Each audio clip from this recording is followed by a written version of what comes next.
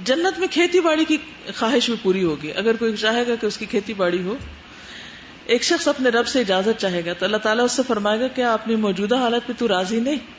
وہ کہے گا کیوں نہیں، لیکن میرا کھیتی باڑی کرنے کو جی چاہتا ہے. شوق ہوتا ہے نا، کچھ لوگوں کو کچھ شوق ہوتے ہیں، وہ کہیں بھی باز نہیں آتے ہوتے، وہ کہیں بھی جاتے ہیں وہ شروع کر لیتے ہیں وہ کام.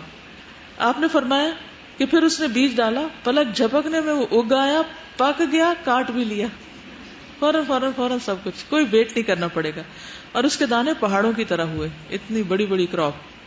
اب اللہ تعالیٰ فرماتا ہے اے ابن آدم اسے رکھ لے، تجھے کوئی چیز آسودہ نہیں کر سکتی. یہ تیری خواہشات کہیں ختم نہیں ہوتی. پھر اولاد کی خواہش پوری ہوگی.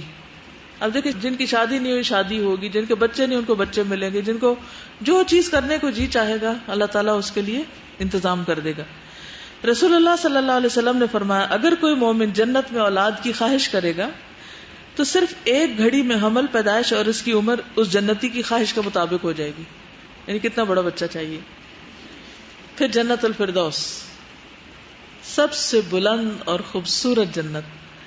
فرمایا جب تم اللہ سے مانگو تو جنت الفردوس مانگو، کیونکہ وہ جنت کا اعلیٰ اور افضل درجہ ہے، سب سے بلند درجہ، جس کی چھت کیا ہے. دیکھیں جس کو جس سے محبت ہوتی ہے نا، اس کا دل چاہتا ہے اس کے قریب رہے، یا نہیں؟ قریب رہنے کا دل چاہتا ہے نا. تو اگر واقعی لوگوں کو اللہ سے سچی محبت ہوئی، اور ان کا سچ اللہ کے سوا جانتا بھی کون ہے کہ وہ کتنے سچے ہیں. ہم لوگوں کے سامنے لاکھ دعوے کریں ہمیں اللہ سے بڑی محبت ہے، لیکن اللہ کو تو پتا ہے نا وہ کس درجے کی ہے. تو جو حقیقی معنوں میں محبت رکھتا ہے اور وہ محبت اس کے اندر رچی بسی ہوئی اور واقعی وہ اللہ کا قرب چاہتا ہے، تو اللہ تعالیٰ اس کو محروم نہیں کرے گا، اپنے قریب ترین اس کو گھر دے گا. اس کی خواہش ایک اور خاتون نے بھی کی تھی.